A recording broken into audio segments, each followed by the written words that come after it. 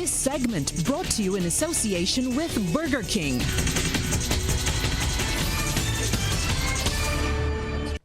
And it's time for our first look at sports. We say a very good evening to Mark Seal, who is in the Sports Centre. Very good evening. Good news. Cricket has made its way back into the Commonwealth Games. The organisers have voted to include women's T20 cricket at Birmingham 2022.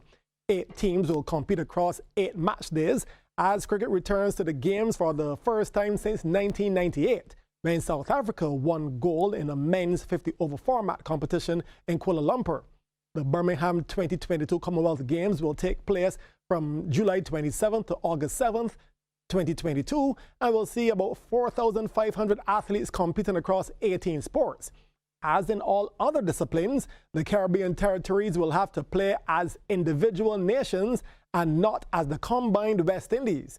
The ITC will be responsible for the competition terms and the conduct of cricket, by way of providing match officials and ensuring matches are played as per the laws of the game. All 8 match days will be held at Edgbaston. The International Cricket Council notes that the inclusion of women's T20 within the Commonwealth Games continues the ICC's commitment to support the global growth of the women's game and reach new markets, whilst getting more girls and women watching, playing, and enjoying cricket.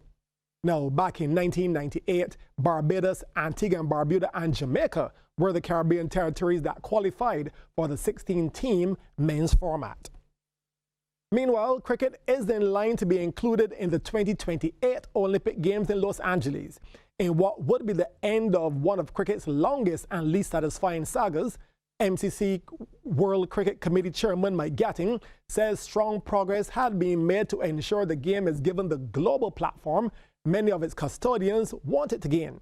One of the problems has been negated, that being the Indian Cricket Board now working with the National Anti-Doping Agency, which it wasn't previously a part of.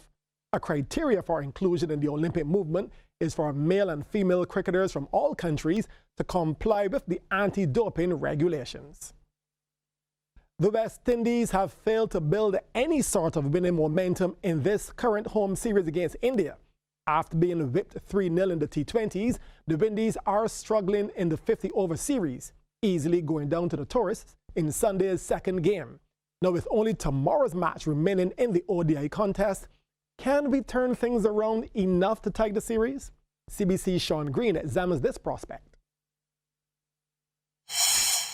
With the West Indies recently rebranded as the Windies, this team has struggled to win anything these days.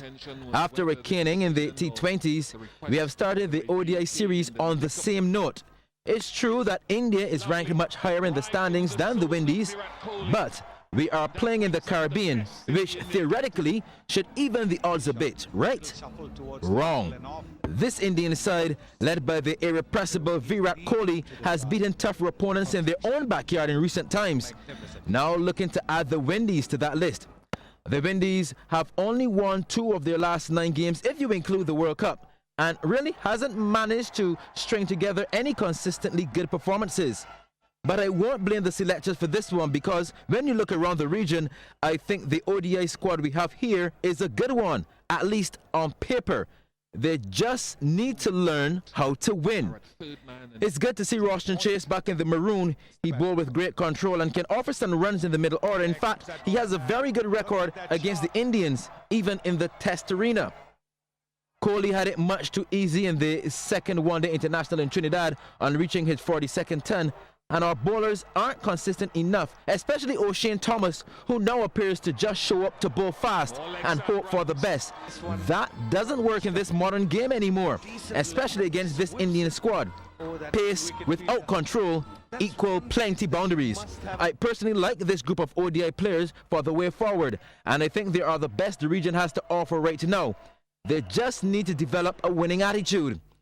Nicholas Pooran still remains my brightest spark, with good shot selection and a better temperament than Hetmeyer, who has all the shots in the book but needs to learn when and where to play them. Alongside Jason Holder, Kemar Roach and Carlos Brathwaite's bowling at the death, I think we need one more wicket-taking bowler, or at least one run-restricting bowler alongside Chase. I think that man is Carey Peer. He is the man. He just needs a run. Getting Rohit Sharma and Kohli early are the keys to restricting India, and our batting attack can click against any bowling attack on any day. I believe we have the skill and talent to do such and level the series against the mighty Indians. Sean Green, CBC Sports. Former Barbados Olympian Nicky Nichols has broken his own world record in age group swimming. Competing last evening at the 18th FINA World Masters Championships in Gwangju, South Korea, Nichols set a new mark in the men's 40-44 200-meter backstroke. Competing for the Flying Fish Barbados Masters, his new world record is 2 minutes 8.06 seconds, which eclipses his old mark of 2 minutes 10.57. Tomorrow is the second Ashes test between England and Australia at Lord's. Former England batsman Nick Compton has identified Barbadian-born Jofra Archer as the man to deal with Steve Smith.